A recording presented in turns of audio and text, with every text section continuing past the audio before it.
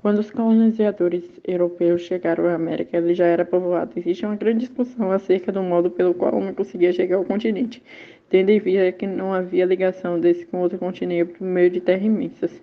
Atualmente, existem duas teorias que tentam explicar a chegada do homem ao continente americano: a teoria transoceânica e a teoria de Bering.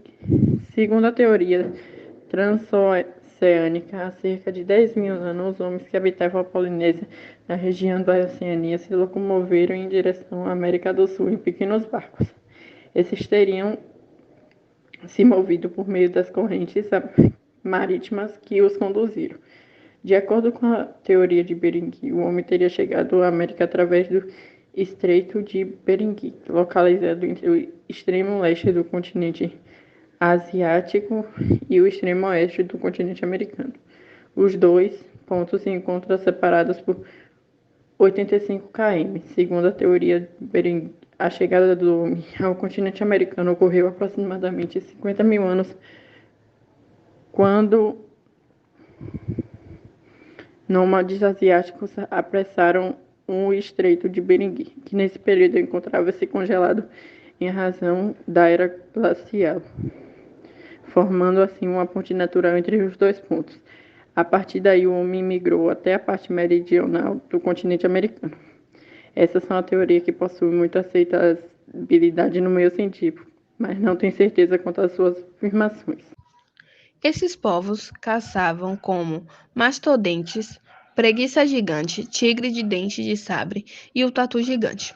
Há 7 mil anos, as nações americanas já dominavam a agricultura e plantavam abóbora, batata, milho, feijão e mandioca. Da mesma forma, domesticaram pequenos animais. O continente americano era inteiramente povoado na época da chegada de Cristóvão Colombo, além de coletores divididos em vários povos e espalhados por todo o continente. Havia civilizações organizadas em imponente império, como é o caso dos maias, dos astecas e dos incas. Essa civilização não era melhores nem piores que os europeus em muitos aspectos, mas tinham ritos e sacrifícios extremamente chocantes para os europeus. Do mesmo modo, havia costumes da Europa que pareciam estranhos aos nativos. O problema foi a força desproporcional que foi usada pelo europeu ao invadir a América, fazendo desaparecer povos inteiros. A ocupação do território brasileiro se iniciou com pequenas áreas espalhadas em diversas localidades. Tais ocupações aconteceram devido à necessidade europeia de ampliar suas atividades comerciais, o que fez com que procurassem novos produtos e novas áreas a serem exploradas. O povoamento brasileiro, no século XVI, se limitou a territórios litorâneos próximos ao Oceano Atlântico, onde desenvolveram inúmeras lavouras de cana-de-açúcar no Recôncavo Baiano e no Nordeste, o que resultou na transferência da pecuária que antes se desenvolvia na zona da Mata Nordestina para o sertão nordestino. Neste período começa o extermínio indígena, que foi tanto físico quanto cultural.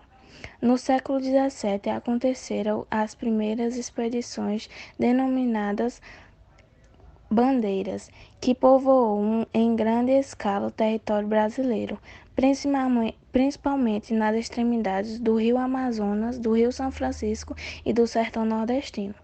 Os portugueses, em maior número que os nativos, dominaram a região e começaram a capturar os nativos para buscar ouro e pedras preciosas. Em 1616, fundaram Belém do Pará. No século XVIII, houve um grande aumento na população do território, fato que foi causado pela descoberta de ouro e pedras preciosas na região, hoje denominadas Goiás, Minas Gerais, Mato Grosso e Bahia.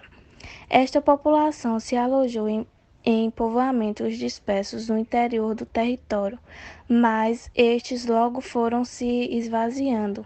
Na medida em que as preciosidades foram se esgotando, o povo foi se dispensando.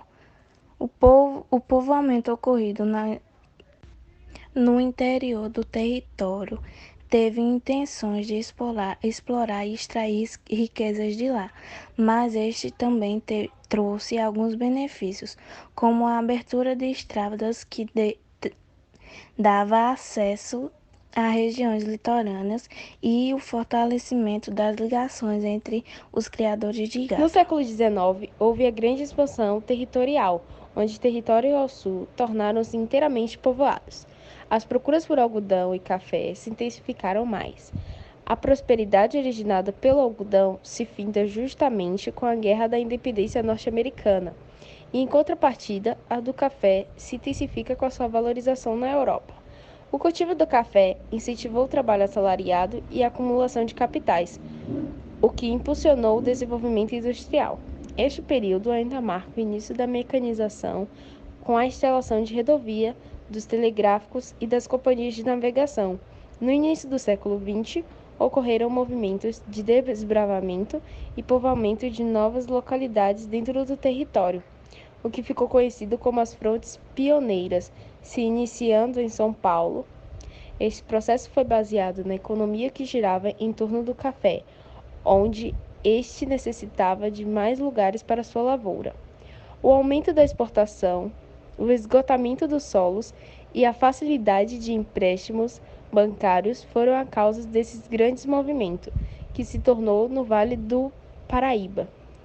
Passou por Campinas, Ribeirão Preto, São José do Rio Preto e terminou no Paraná. Este desbravamento é conhecido como a Marcha do Café. Outras importantes para o pioneirismo foi a expansão ferroviária. A colonização por imigrantes do sul do território, a marcha para o oeste, que foi um movimento de ocupação do centro-oeste, e o aproveitamento agrícola das áreas do cercado para o cultivo da soja e para a criação do gado. Os povos indígenas são os habitantes originários do território brasileiro e estavam presentes aqui antes da chegada dos europeus, no final do século XV. Existe uma grande diversidade de povos indígenas no Brasil e a população de índios, segundo critérios do censo de 2010, é de aproximadamente 817 mil. O que são os povos indígenas? Quando estamos falando de índios, estamos falando de um grupo de pessoas reconhecidas como os primeiros habitantes do Brasil. Os índios são os seres humanos que se estabeleceram no território nacional há milênios e estavam aqui quando os portugueses chegaram, em 1500. De onde vieram os povos indígenas? A chegada do ser humano ao Brasil se explica pela chegada do ser humano ao continente americano. E uma vez que isso aconteceu, as migrações foram trazendo levas de grupos humanos para o território do nosso país. Atualmente, a teoria ainda mais aceita é a que fala que os humanos chegaram ao continente americano por meio de migrações terrestres. Estas aconteceram por meio do Estreito de Bering, que separa a Alasca da Rússia. Isso foi possível porque essas migrações teriam ocorrido no período de glaciação, havendo, portanto, uma passagem que ligava as duas regiões. No contexto do território brasileiro, as evidências mais precisas apontam que a presença humana remonta a 12 mil anos antes do presente. Essa penetração, segundo o geógrafo Aziz Nassib, aconteceu na Amazônia, pois a região possuía vastos corredores de clima semiárido, o que facilitava a locomoção. No entanto, uma descoberta desafia os pesquisadores. Existem vestígios arqueológicos que apontam a possibilidade de presença humana na região do atual Piauí, há cerca de 43 mil anos. Contudo, os pesquisadores não possuem outra evidência que sustente isso como um fato. Os povos indígenas do Brasil são catalogados dentro de 4 grandes troncos étnicos, que são Aruca, Caribe, Marcoger e Tupi.